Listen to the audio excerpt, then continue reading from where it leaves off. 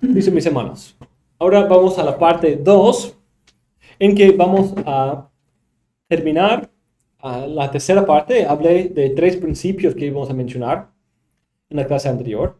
¿Y cuáles fueron las primeras 2? La interpretación moral. ¿En qué consiste esto? ¿Un tipo de moralismo, legalismo, salvarte por obras? No, era ¿qué? La Biblia es una regla de vida. Debemos ir allá para saber cómo guiar la iglesia, cómo corregir pecado, cómo reprender el pecado y cómo vivir santamente en fe. Y también la interpretación tipológica o también cristológica, en que ellos veían el Antiguo Testamento como ¿qué? Algo que apunta a Cristo, que nos señala la esperanza mesiánica de Cristo, y el Evangelio lo proclama. Entonces, ellos ya están como cristianos haciendo esa conexión entre el Antiguo y Nuevo Testamento. Es también interesante pensar de esa historia y como fuera de los apóstoles que escribieron el Nuevo Testamento, los primeros padres de la iglesia no son ninguno de ellos. Ninguno de ellos fue como los judíos en su tiempo, solamente intérpretes del Antiguo Testamento. Desde el inicio fueron intérpretes del Antiguo y Nuevo Testamento juntos. No todo el Nuevo Testamento, no los 27 libros en una forma coleccionada como nosotros tenemos, pero en los evangelios y algunos de las epístolas de Pablo por lo menos. Todos. Y es interesante ver que los apóstoles no, porque ellos escribían el Nuevo Testamento. No existía el Nuevo Testamento todavía. Pero incluso con su lectura sí hacían eso un poco, con el escribir el Nuevo Testamento. Pero es interesante ver cómo la iglesia nace con entender esa conexión. El Antiguo Testamento proclama a Cristo, y el Nuevo Testamento, pues, profetiza a Cristo, promete a Cristo, espera a Cristo, y el Evangelio del Nuevo Testamento lo proclama. Listo, entonces ahora vamos al tercer principio, la cual es la interpretación teológica. La interpretación teológica. Lo que quiero decir con esto es que no solamente veían la Biblia como su regla de vida, sino también su regla de teología, de fe. Entonces, su teología, su entendimiento de Dios fluía de su interpretación de la Biblia. Pero eso requiere ciertos principios. Entonces, vamos a ver 2 maneras: la manera literal y la manera metafórica. Ellos interpretaban afirmaciones explícitas, literales, acerca de Dios y su naturaleza, que Él es el mismo, hoy, ayer, hoy y para siempre. Afirmaciones bastante literales. Y ellos hacían afirmaciones así, usando textos del Antiguo Testamento que hablan de la naturaleza de Dios, diciendo que ese es nuestro Dios y Él sigue igual. Entonces, el poder, esto es una suposición, que lo que Dios era hace 3000 años es lo que sigue siendo hoy. Esa es una suposición teológica. Y ellos mostraron esa suposición en su manera de interpretar las Escrituras. Clemente de Roma, en su carta a los Corintios, llama al arrepentimiento a aquellos que estaban causando división. Para animarles, él cita varios pasajes del Antiguo Testamento que hablan de esa disposición llena de gracia de Dios, en que está dispuesto a perdonar, y dice que Dios sigue siendo así y que deben arrepentirse y esperar su perdón. Y sería muy fácil hablar de esto del Nuevo Testamento, ¿cierto? Uno puede ir a 1 de Juan, capítulo 1 y 2, que habla de que si nosotros confesamos nuestros pecados, tenemos un abogado con Dios, Jesucristo el justo. Pero Él lo hace desde el Antiguo Testamento. Él dice, los ministros de la gracia de Dios, por medio del Espíritu Santo, hablaron referente al arrepentimiento. Sí, y el Señor del universo mismo habló del arrepentimiento en un juramento. Vivo yo, dice el Señor, que no me complazco en la muerte del malvado, sino en que se arrepienta. Y añadió también un juicio misericordioso. Arrepentíos, oh casa de Israel, de vuestra iniquidad. Decid a los hijos de mi pueblo, aunque vuestros pecados lleguen desde la tierra del cielo, y aunque sean más rojos que el carmesí, y más negros que la brea, y os volvéis a mí de todo corazón, y decís, Padre, yo os prestaré oído, como a un pueblo santo. ¡Wow! Necesito volver a leer ese pasaje. ¡Qué increíble ese pasaje! Aunque vuestros pecados lleguen desde la tierra al cielo, y aunque sean más rojos que el carmesí, más negros que la brea, y os volvéis a mí de todo corazón, y decís, Padre, yo os prestaré oído, como si fuera un pueblo santo. En otro lugar dice de esa manera, lavaos, limpiaos, quitad la iniquidad de vuestras obras de delante de mis ojos.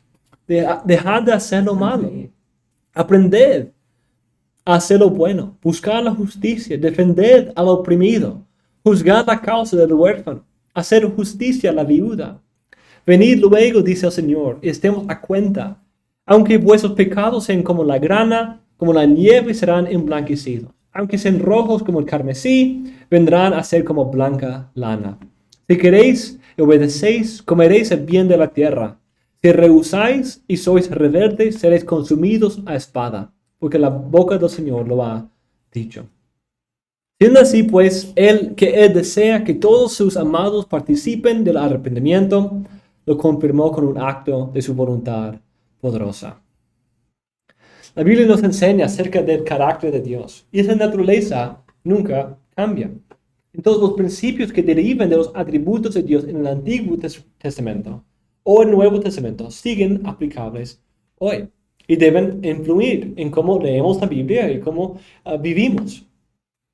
Y cuando consideramos un parte del contexto con esos docetistas y protonósticos y luego los marcionistas, ¿qué tan importante es hacer ese tipo de interpretación? ¿Por qué era tan importante?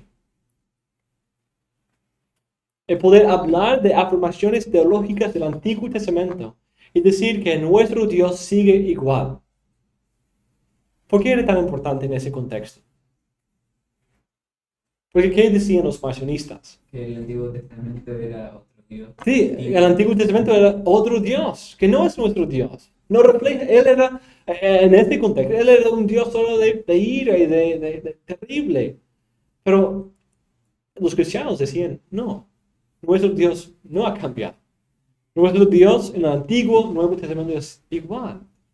Y pueden hacer esas afirmaciones con esa suposición fundamental. Otra manera en que ellos interpreten era esto de, como mencioné, notar conflictos. Es decir, uno de esos conflictos siendo la descripción de Dios como un ser invisible, espiritual, que habita en lo alto y sublime, que ningún ojo ha visto, y ver a Dios caminando. O decir que Dios tiene cabeza, que Dios tiene brazos, que Dios tiene, que tiene lengua. Entonces, Melito de Sardes, en una manera casi como libro de texto de hermenéutica, dice una lista que aquí en el apunte va 2 páginas, de ejemplos de figuras, metáforas que se usan en la Biblia y da su interpretación. Cabeza del Señor, su simple divinidad, porque Él es el principio y creador de todas las cosas. Se usa así en Daniel. Habla del cabello blanco del Señor, porque las canas del Señor, porque es el anciano de los días, también en el libro de Daniel. Tenemos los ojos del Señor, la inspección divina, porque Él ve todas las cosas, como en el apóstol, porque todas las cosas están desnudas y abiertas a sus ojos. Los párpados de los misterios espirituales ocultos por el Señor en los preceptos divinos. El olfato del Señor, su deleite en las oraciones o las obras de los santos, como en Génesis. El Señor olía un olor de dulzura. La boca del Señor, su Hijo, o la palabra dirigida a los hombres. En el profeta, la boca del Señor ha hablado. En otros lugares provocan la ira de su boca. La lengua del Señor es su Espíritu Santo. Mi lengua es una pluma. El rostro del Señor, su manifestación. El brazo del Señor, su Hijo, por quien ha hecho todas sus obras. En el profeta Isaías, y a quien se le revela el brazo del Señor. Interesante, yo también interpreto. Si se acuerdan mi sermón sobre ese texto, esa fue mi interpretación también. La palabra del Señor también es su Hijo. Sí, los até. La mano derecha del Señor, es decir, su Hijo, como también arriba en el Salmo. La mano derecha del Señor ha hecho valientemente. Saltando algunas, las alas del Señor, interesante. La protección divina, a la sombra de tus alas esperaré. El hombro del Señor, el poder divino, la mano del Señor, la operación divina. El dedo del Señor, el Espíritu Santo, por cuya operación se dice que las tablas de la ley en el Éxodo han sido escritas. Los dedos del Señor, el legislador Moisés, como sus siervos.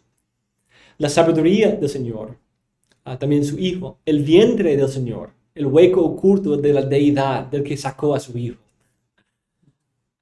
Los pies del Señor, su inmovilidad y su eternidad.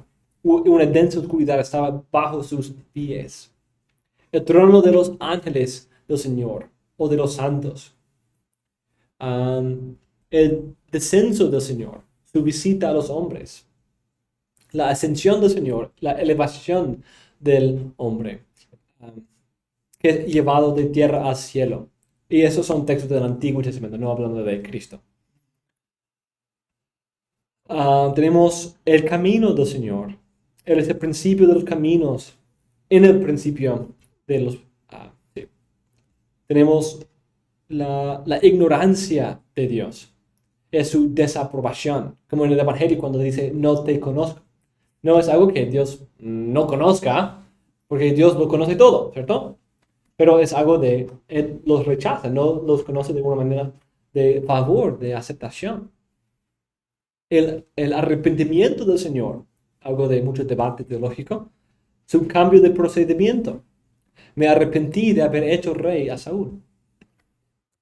Cambio de procedimiento. Cambio de proceder. Sí, de proceder mejor. El sueño del Señor. Cuando en los pensamientos de algunos su fidelidad no está suficientemente despierta. Porque dice, despierta, ¿por qué duermes, oh Señor?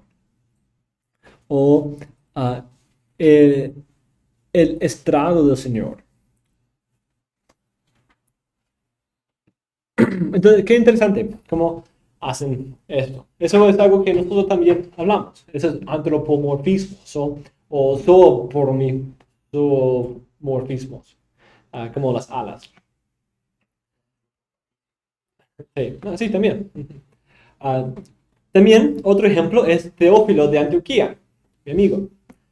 Habla de que Dios es invisible, en contraste a los ídolos falsos de los paganos. Pero de ahí él anticipa un contraargumento. Dios es visible, pero tu Biblia habla de que él tiene brazos, de que él apareció, que tiene espaldas, que estaba caminando en el huerto de Edén. Entonces, ¿qué hay de eso? Y él está comentando sobre Génesis 1 a 3. Y entonces anticipa de autórico su argumento. Si Dios es invisible, ¿cómo es que puede decir que estaba caminando? Entonces él afirma la generación eterna del Hijo, quien es igual con Dios, pero es distinto y puede conversar con el Padre y era con Dios en el principio, citando a Juan 1 a 3.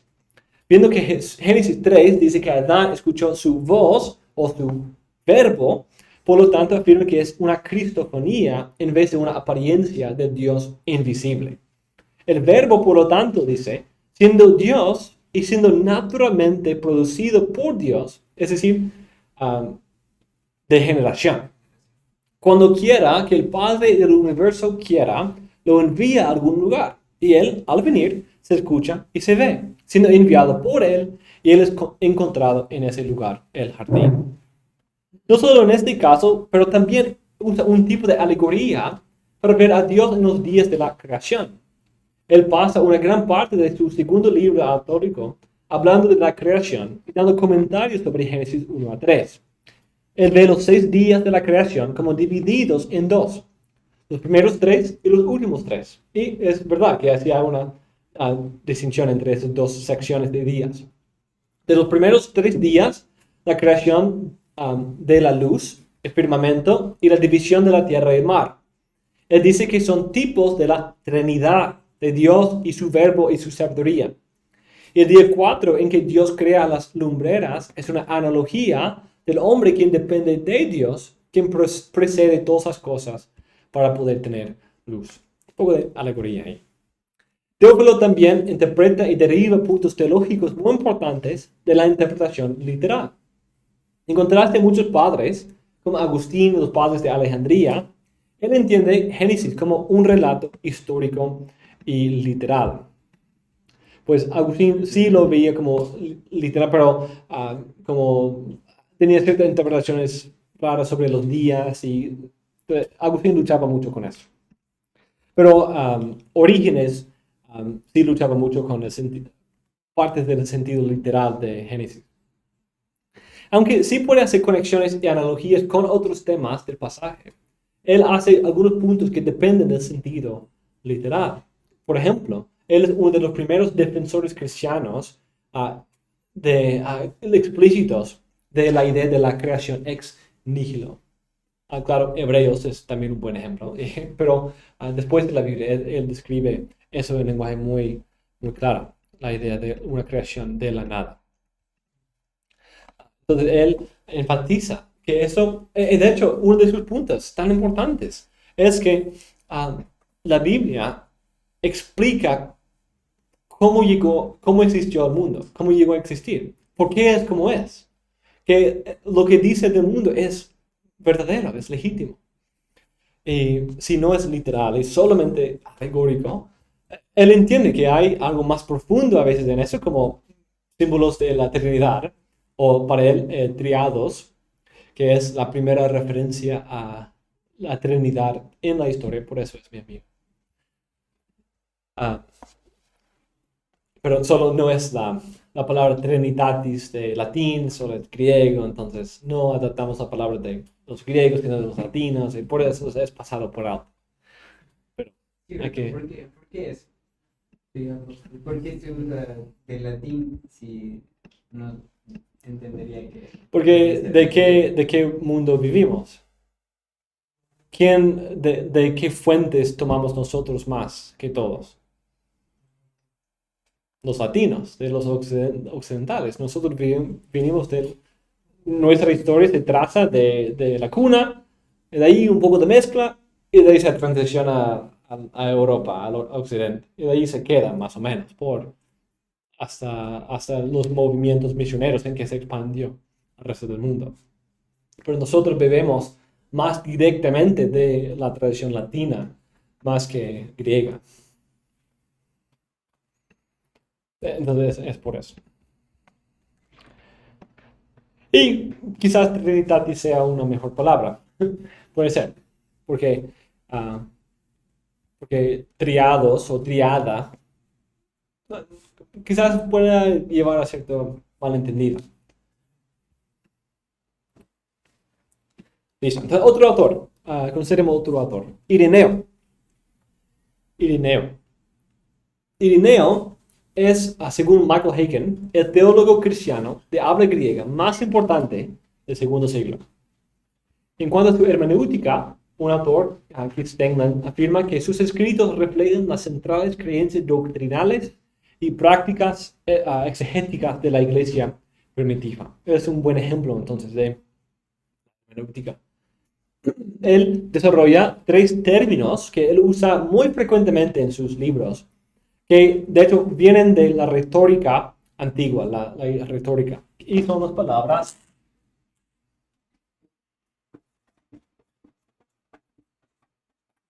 hipótesis, economía, recapitulación.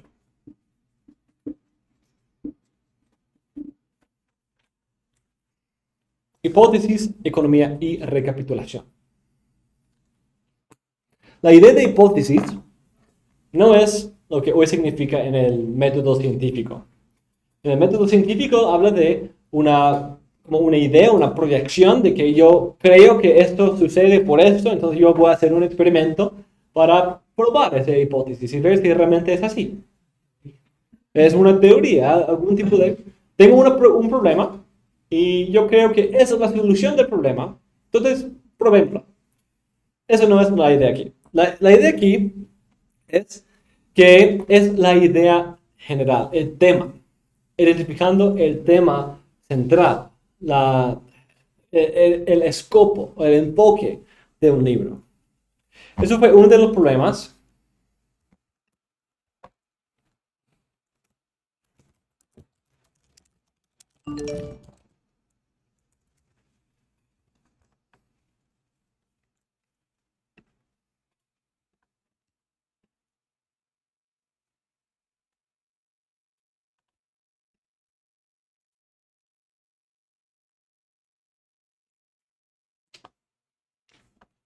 Entonces, es la idea central. Este fue uno de los problemas más importantes en la interpretación gnóstica, que ellos no interpretaban pasajes individuales a la luz del mensaje general de la Biblia. ¿Cómo se llama esto? La analogía de la fe. Ellos no usaban la analogía de la fe. Él dice lo siguiente: se esfuercen por acomodar a sus dichos de una manera plausible tanto las parábolas del Señor como los oráculos de los profetas y las palabras de los apóstoles, a fin de que su ficción no aparezca desprovista de autoridad, trastornando la disposición y la trabazón de las escrituras, y en cuanto depende de ellos, deslocando los miembros de la verdad.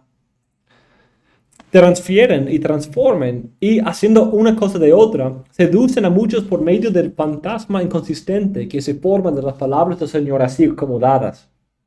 Es como si del auténtico retrato de un rey, realizado con gran esmero por un hábil artista de piedras preciosas, alguien para borrar los rasgos del rostro, cambiara la disposición de las piedras de manera que ese es el auténtico, ese es el auténtico retrato, de manera que hiciera aparecer la imagen torpemente dibujada de un perro o de un zorro, y declarara después que ese es el auténtico retrato del rey, creado por el artista original. ¿Se acuerdan de esa ilustración? Como el mosaico, con las ventanas de los vidritos que se arman juntos. Esa es como la idea aquí. Que uno hace como los pisos, ¿han visto eso? Los pisos de tienen piedras y de ahí con todos sus colores y ponen el piso. Y está diciendo que la Biblia es esas piedras, todas puestas para dar un retrato de un rey.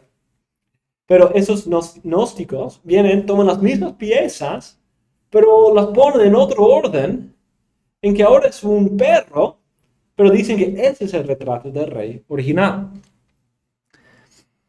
Y dicen que, y mostrando las piedras, las mismas que el primer artista había dispuesto hábilmente para dibujar los rasgos del rey, y que el segundo vino a cambiar inadecuadamente en la imagen de un zorro, por el brillo de ellas llegara a engañar a los simples, es decir, a los que ignoraran los rasgos del rey, y les persuadiera de que esa detestable imagen de zorro es el auténtico retrato del rey. Así también, esas gentes, después de haber unido entre sí los cuentos de viejas, arrancando de aquí y de allí textos, sentencias y parábolas, pretenden acomodar a sus fábulas las palabras de Dios. Nosotros ya hemos hecho notar los pasajes escriturales que ellos relacionan con los acontecimientos acerca del pleroma, la plenitud. Esa regla de interpretación es muy parecida a la idea de la regula fide, la analogía, la regla de la fe. Es decir, que la Biblia tiene un mensaje central, tiene una trama. Un trama que es la historia central, que es un retrato unido de Dios, del rey. Y debemos interpretar cada pieza a la luz de ese trama completo. Otro aspecto de esto, y algo clave para el entendimiento correcto de la hipótesis, ese trama, es el entendimiento correcto de la economía.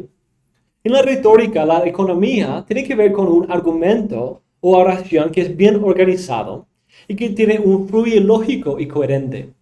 Entonces, la hipótesis es cuál es la metanarrativa en un sentido, cuál es la historia.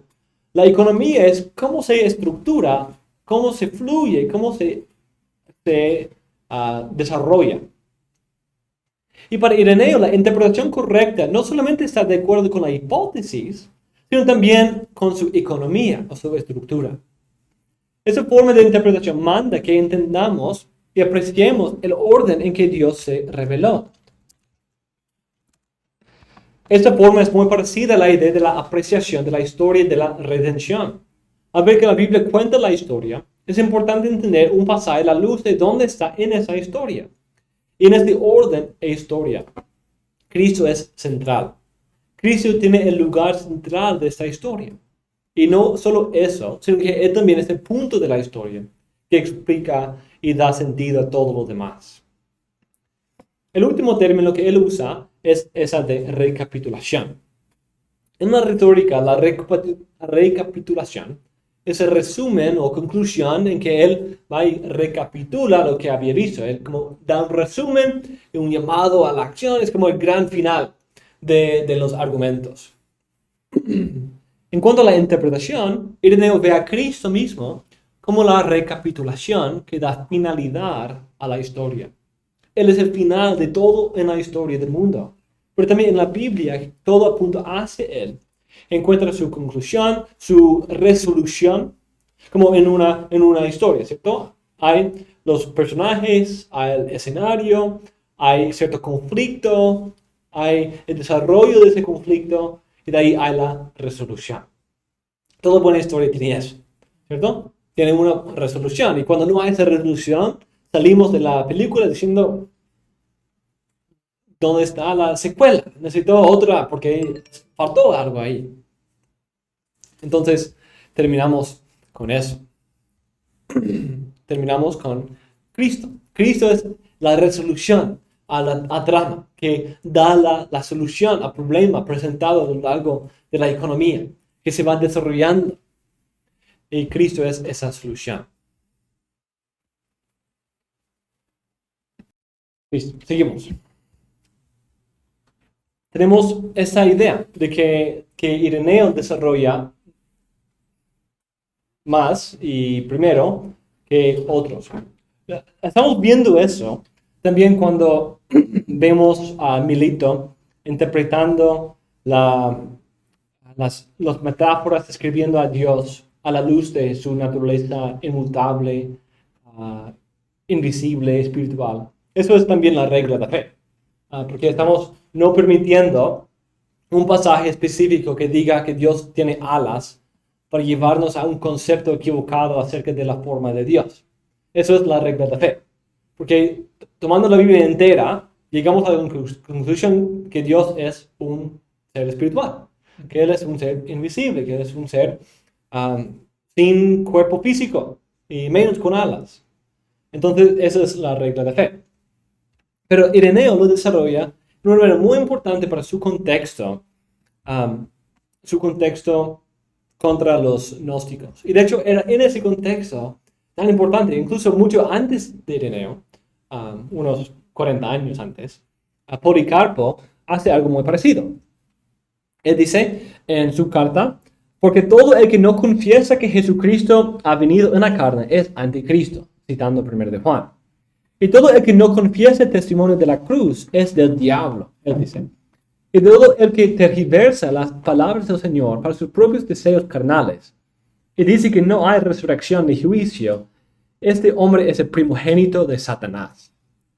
Por lo tanto, abandonemos las acciones vanas de muchos y sus falsas enseñanzas, y volvamos a la palabra que nos ha sido entregada desde el principio, siendo sobrios en la oración y constantes en los ayunos, rogando al Dios omnisciente con sus suplicaciones, que no nos deje caer en la tentación, según dijo el Señor. El espíritu a la verdad está dispuesto, pero la carne es débil.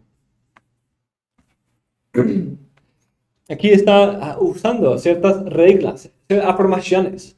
La venida de Cristo en la carne, el testimonio de la cruz, la resurrección y el juicio divino. Esas cosas están afirmando como reglas para cualquier interpretación. Esas son doctrinas claves que si no afirmas esto, eres anticristo, el diablo, el primogénito de Satanás y muchas cosas así difíciles. Ireneo usa este término, la regla de verdad, para hablar de esta regla de fe. Y él afirma que es la palabra de Dios que establece la regla de la verdad. Entonces, en su mente, la regla de verdad se encuentra en la Biblia misma, que es establecida por ella. Pero al mismo tiempo es algo que la iglesia ha enseñado.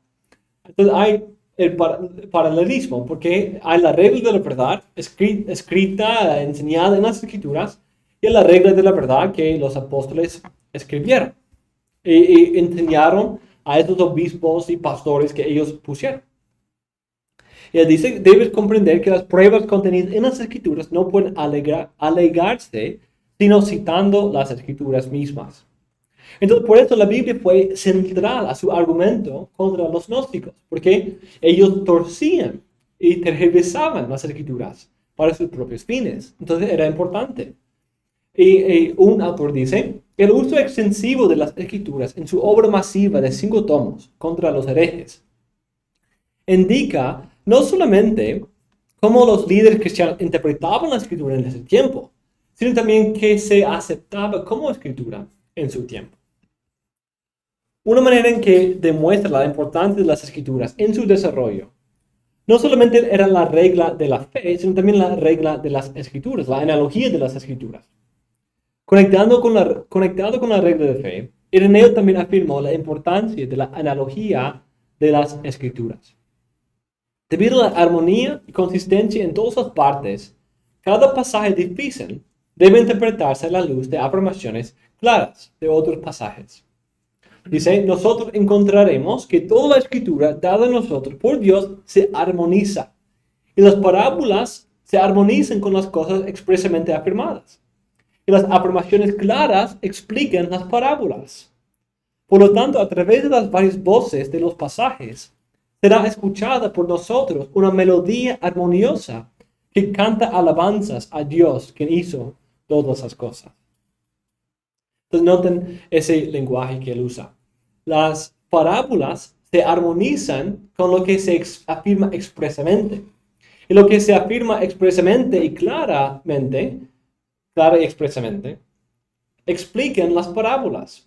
¿Por qué? Porque las parábolas, pues los gnósticos muchas veces se asentaban en las parábolas para tergiversar los sentidos. Usaban pasajes como se dice de los lectores de Pablo en 2 Pedro, que algunas cosas difíciles de entender en Pablo que tergiversan, que pervierten.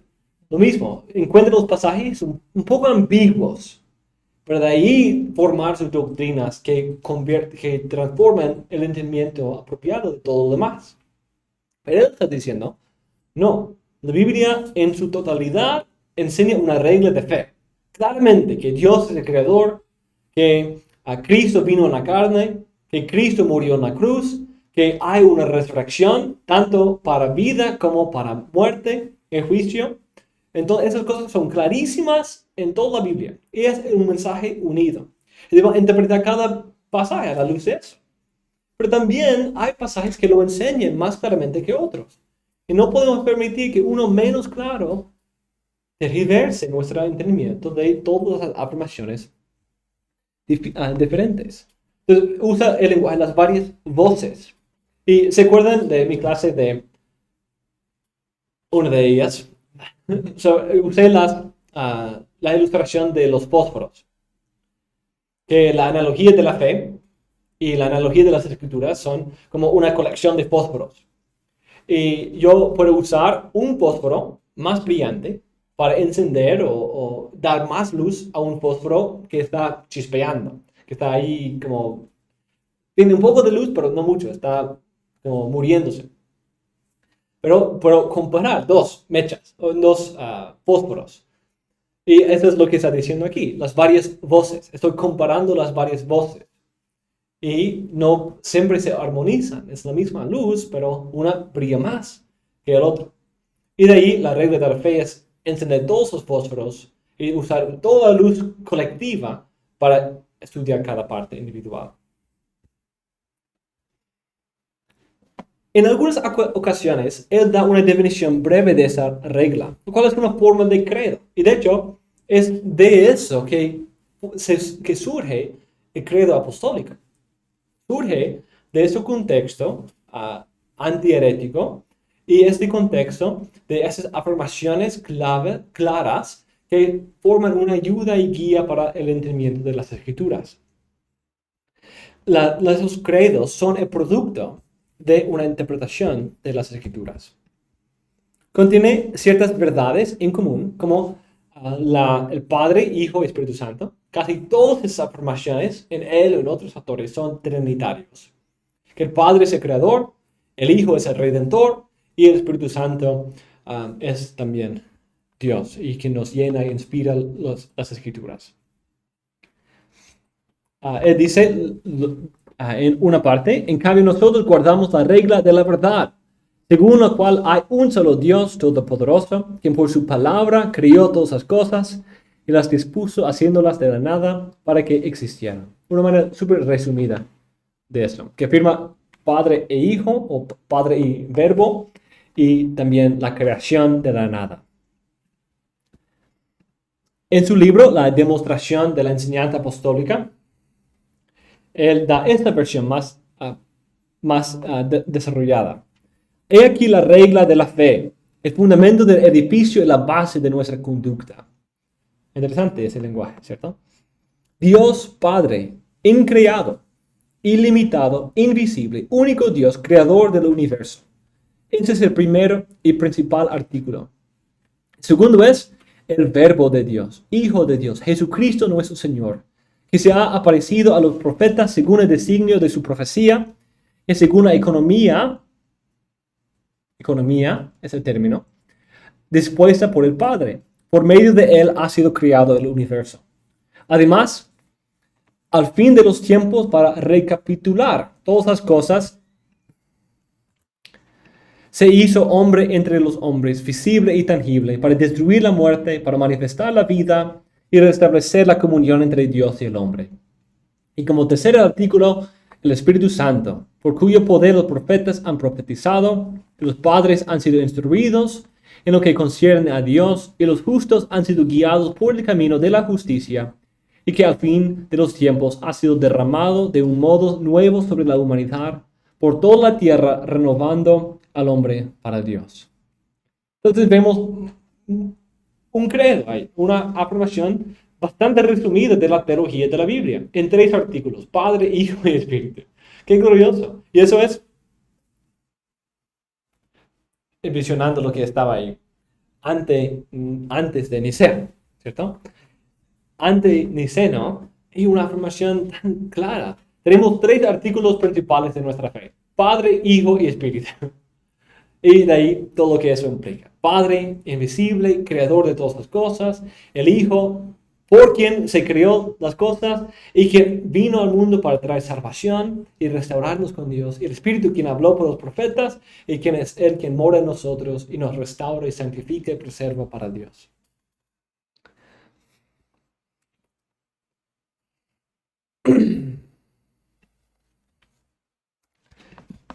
Vamos a hablar un poco más de esto en el futuro.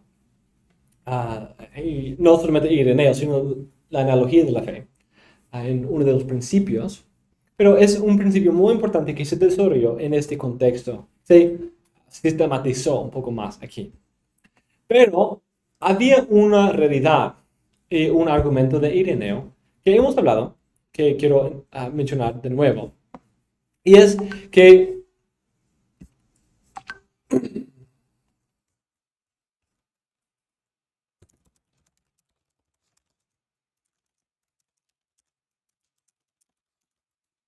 es que él también apelaba no solamente a su condensación en la Biblia y presentación en la Biblia, sino también en su transmisión por los fieles. Lo cual es completamente justo, es completamente apropiado.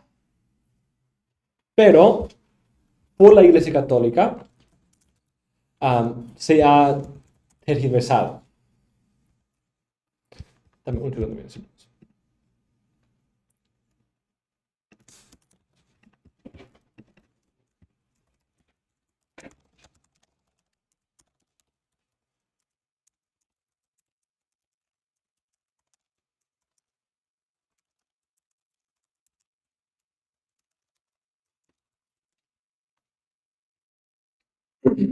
Entonces, esto era súper importante en sus días, porque había dos tradiciones que estaban desarrollando.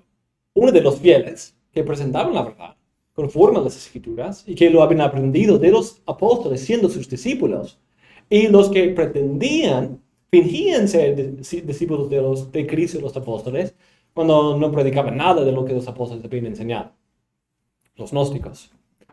Entonces, eso era un argumento muy importante en sus días y completamente apropiado, pero se puede entender cómo llegó a ciertos extremos.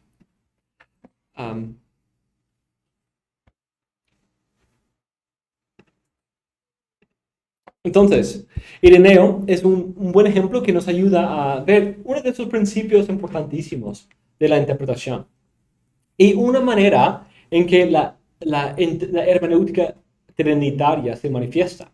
Noten que esta interpretación de la regla de la fe, que tiene distintivamente una forma trinitaria, es una guía para cómo interpretar la Biblia. La afirmación de la Trinidad es algo que viene de la Biblia, pero también es algo que se usa para entender la Biblia, como una guía para ayudarnos, como el fundamento y como lo dijo, como el fundamento del edificio y la base de nuestra conducta. Es Dios Trino revelado en las Escrituras. Entonces, mis hermanos, con esto cerramos esta segunda parte de la iglesia primitiva y la manera en que ellos interpretaban las Escrituras. En la próxima clase vamos a ver un poco de los alejandrinos y ver a Orígenes y Atanasio, y de ahí vamos a ver un poco más de la escuela de Antioquía después de Teófilo y Agustín y algunos otros autores del siglo IV y V. ¿Los nicenos? Gregorio. Sí, desafortunadamente no tengo ellos parte, pero sí vamos a hablar de ellos en nuestra clase de la historia.